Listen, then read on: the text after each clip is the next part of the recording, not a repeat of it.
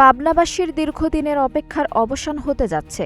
আগামী আগস্ট থেকেই পাবনা-ঢাকা রুটে সরাসরি ট্রেন চলাচল শুরু হবে বলে জানিয়েছেন সড়ক, রেল ও নৌপরিবহন মন্ত্রী রবিউল আলম।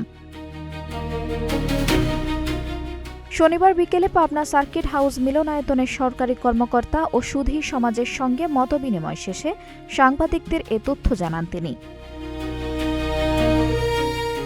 মন্ত্রী বলেন, ঢাকা-পাবনা রুটের জন্য লোকোমোটিভ প্রস্তুত রয়েছে।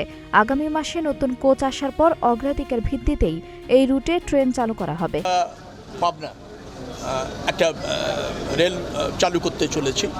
লোকোমোটিভ ইতিমধ্যে প্রস্তুত আছে, আমাদের কোচ আসছে। আগামী মাসে আমরা কিছু কোচ পেয়ে যাব এবং কোচ পেলেই প্রথমেই আমরা দুটি লাইন চালু করছি। একটা হচ্ছে ঢাকা পাবনা, পরবর্তীতে ঢাকা খুলনা। তো আমি খুলনার মানুষ, আমি মনে করেছি পাবনার অগ্রাধিকারটা অনেক বেশি, কারণ সাফারিংটাও তাদের বেশি। তো নিশ্চয়ই পাবনাটা আগে হচ্ছে, তারপরে খুলনাটা চালু হচ্ছে। তিনি আরও জানান, পরিবহন খাতে শৃঙ্খলা ফেরাতে মালিক শ্রমিকদের সঙ্গে সমন্বিতভাবে কাজ করা হবে। কোনো বিশেষ গোষ্ঠী নয়, জনস্বার্থকেই সর্বোচ্চ গুরুত্ব দেওয়া হবে। খুব শিগগিরই দেশে আন্তর্জাতিক মানের মাল্টি মডাল যোগাযোগ ব্যবস্থার দৃশ্যমান অগ্রগতি দেখা যাবে বলেও আশাবাদ ব্যক্ত করেন তিনি।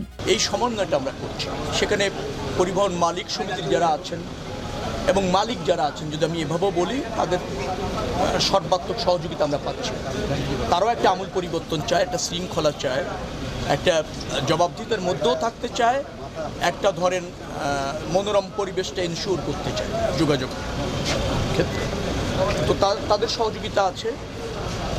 শ্রমিক যে সমস্ত ফেডারেশন আছে, সংগঠন আছে, তারাও এই যে জরাজীর্ণ পরিবহন সেক্টর বা ব্যবস্থাপনা, স্বেচ্ছাচারী ব্যবস্থাপনা, বিশৃঙ্খল ব্যবস্থাপনা, তার থেকে তারাও উত্তরণ চায়।